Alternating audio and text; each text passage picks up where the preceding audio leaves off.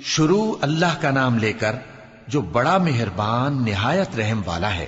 الف لام میم، یہ حکمت کی بھری ہوئی کتاب کی آیتیں ہیں، نیکوکاروں کے لیے ہدایت اور رحمت، وہ جو نماز کی پابندی کرتے اور زکوٰۃ دیتے ہیں، اور وہی ہیں جو آخرت کا یقین رکھتے ہیں، یہی اپنے پروردگار کی طرف سے ہدایت پر ہیں اور یہی کامیاب ہیں۔ اور لوگوں میں بعض ایسا ہے جو بیہودہ حکایتیں خریدتا ہے تاکہ لوگوں کو بے سمجھے اللہ کے راستے سے گمراہ کرے اور اس سے ہنسی کرے، یہی لوگ ہیں جن کو ذلیل کرنے والا عذاب ہوگا۔ اور جب اس کو ہماری آیتیں سنائی جاتی ہیں تو اکڑ کر منہ پھیر لیتا ہے، گویا ان کو سنا ہی نہیں، جیسے اس کے کانوں میں ثقل ہے۔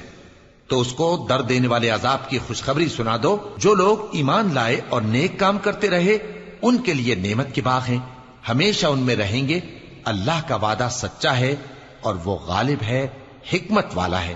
اسی نے آسمانوں کو ستونوں کے بغیر پیدا کیا جیسا کہ تم دیکھتے ہو، اور زمین میں پہاڑ بنا کر رکھ دیے تاکہ وہ تم کو لے کر ڈولنے نہ لگے، اور اس میں ہر طرح کے جانور پھیلا دیے۔ اور ہم ہی نے آسمان سے پانی نازل کیا، پھر اس میں ہر قسم کی نفیس چیزیں اگائیں۔ یہ تو اللہ کی تخلیق ہے۔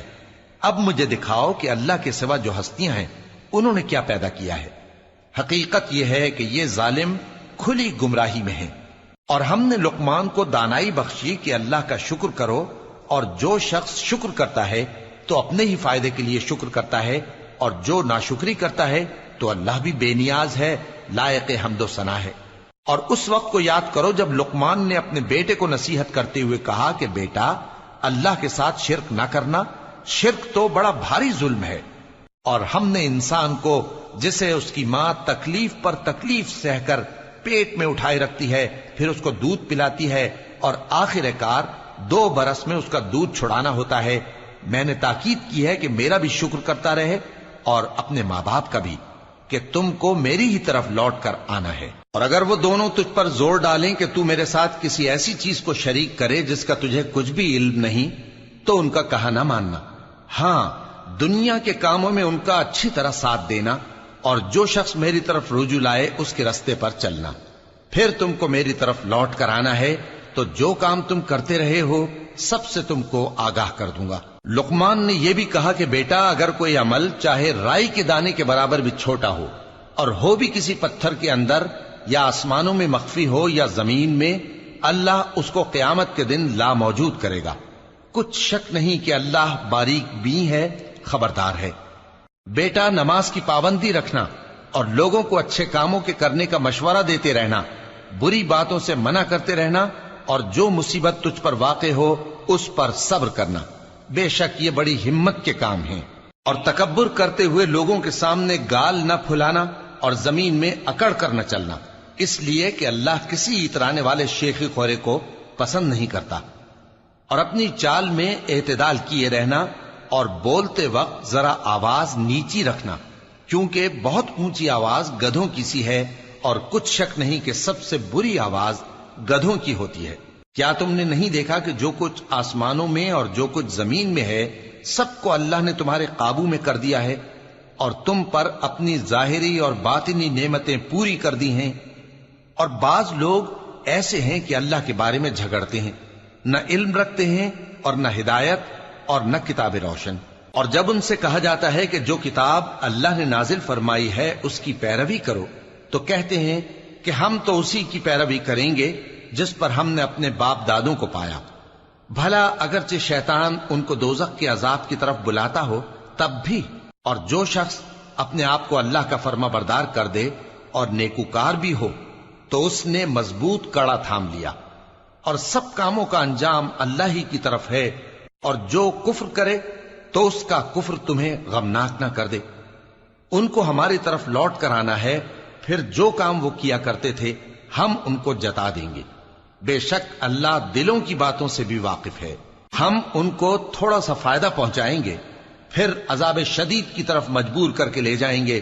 اور اگر تم ان سے پوچھو کہ آسمانوں اور زمین کو کس نے پیدا کیا، تو بول اٹھیں گے کہ اللہ نے۔ کہہ دو کہ اللہ کا شکر ہے، لیکن ان میں اکثر سمجھ نہیں رکھتے۔ جو کچھ آسمانوں اور زمین میں ہے سب اللہ ہی کا ہے، بے شک اللہ بے نیاز ہے، لائق حمد و ثنا ہے۔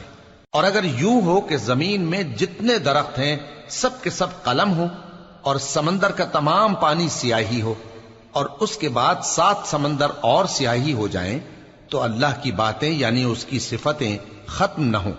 بے شک اللہ غالب ہے، حکمت والا ہے۔ اللہ کو تمہارا پیدا کرنا اور جلا اٹھانا ایک شخص کے پیدا کرنے اور جلا اٹھانے کی طرح ہے۔ بے شک اللہ سننے والا ہے، دیکھنے والا ہے۔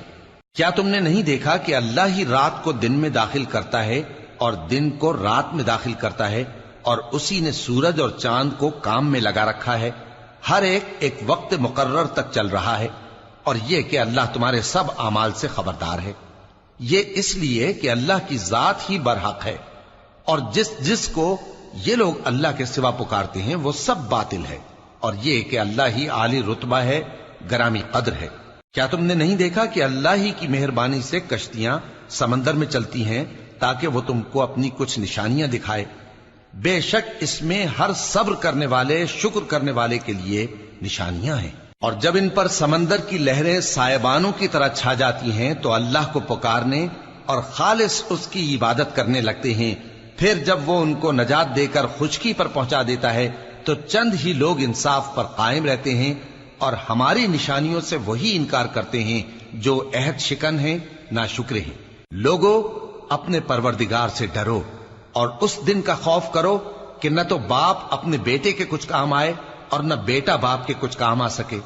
بے شک اللہ کا وعدہ سچا ہے، پس دنیا کی زندگی تم کو دھوکے میں نہ ڈال دے، اور نہ وہ بڑا فریب دینے والا شیطان تمہیں اللہ کے بارے میں کسی طرح کا فریب دے۔